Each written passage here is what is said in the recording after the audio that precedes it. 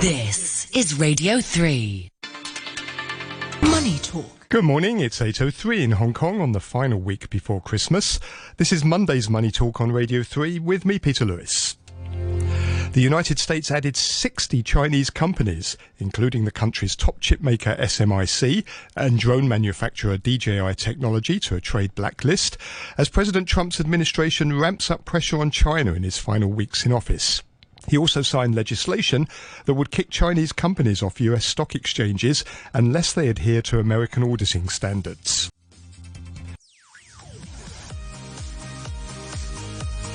Money Talk on RTHK Radio 3. 8:24, let's go up to Shanghai now and join independent economist Andy Xie. Morning, Andy. Good morning. Let me ask you about the China Central Economic Work Conference, which ended Friday. They released a statement which was quite triumphant, if anything, about the Chinese economy, parroting how it had done so well out of the recovering from COVID-19, the only major economy to post positive growth. In the statement, they said it could satisfy the people, catch the world's attention, and make history. Is the leadership right to be so triumphant about the performance of the Chinese economy this year, do you think? I think that they kind of were celebrating dodging a bullet. You know, really when it started, everybody was really worried, but it has turned out to be much better than expected. Thanks to two elements that the people were critical of. One is the government control, internal control. They have this tight system. And they could, see everybody. So that has worked with for controlling the virus and the transmission of the virus. The other is the export-led model. Now, as the pandemic spread and other countries got shut down, they increased the purchases from China. So these two elements have led to a better than expected outcome. Right. But the leadership also warned of external uncertainties, also risks of an unbalanced and unstable recovery. What in particular do you think they're worried about?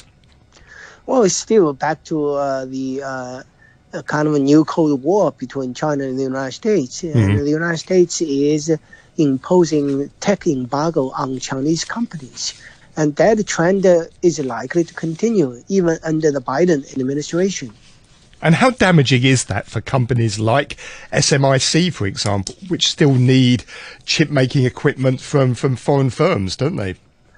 Yeah, I think that for SMIC, it's a really huge challenge. It's hard to see how they can overcome it because the equipment is from U.S.-based companies or some other companies that use U.S. technology, and they would have to comply with the U.S.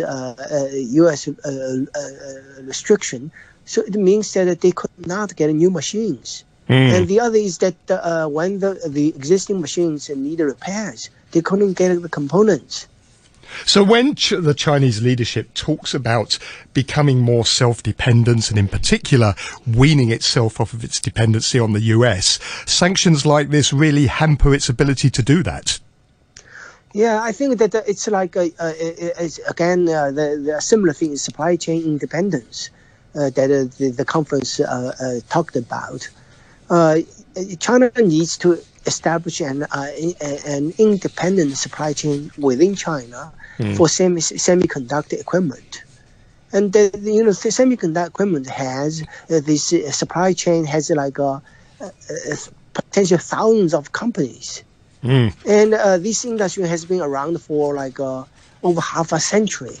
Right. And so it's accumulated for over a long period of time all over the world. For China to replicate that, it will take many years, to say the least. And is there anything that China can do to try and counter these sanctions and try and insulate itself from the damage? Well, one thing is that the U.S. is not targeting the factory of the world anymore. The factory of the world is mostly manufacturing for multinational companies, and multinational companies actually are in charge of the supply chains. So the U.S. Feels comfortable with the security in this kind of model. So for the Chinese economy, the factory of the world will continue to work. But the aspiration that China developed over the last 5 years to develop independent companies, like for phone, the ODM, the phone companies, mobile phone companies, or semiconductor equipment companies, and these parts that China have been embarking on are being set back. I think that China needs to really pull back and regroup and see where we go from here. Okay. And on the economy overall on the mainland, we had that data last week showing further acceleration in industrial production and retail sales. Is China's economy now firing on all cylinders, do you think?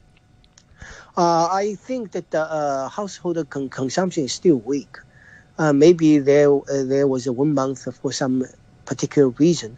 The household consumption is really weighed down by heavy debt. That's related to the other sector that's pushing the economy up, the property sector.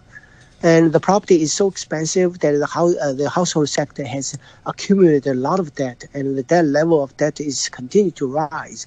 And the debt service is really weighing down household consumption, which is reflected in the consumer deflation in November. So I don't think that part is going to be strong anytime soon. But the export engine continues to work.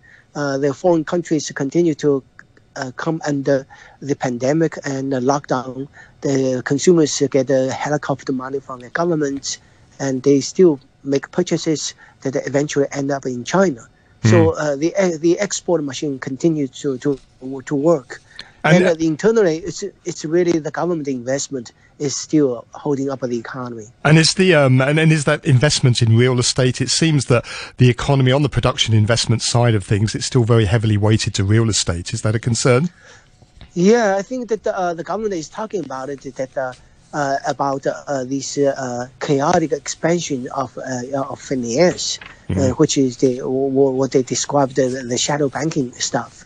And the shadow banking plays an important role in land purchases and also in financing down payment for households that couldn't afford to put down the down payment. So that part is kind of is high risk financially, but local governments get half of their money from the property sector, and the fiscal revenue this year is down.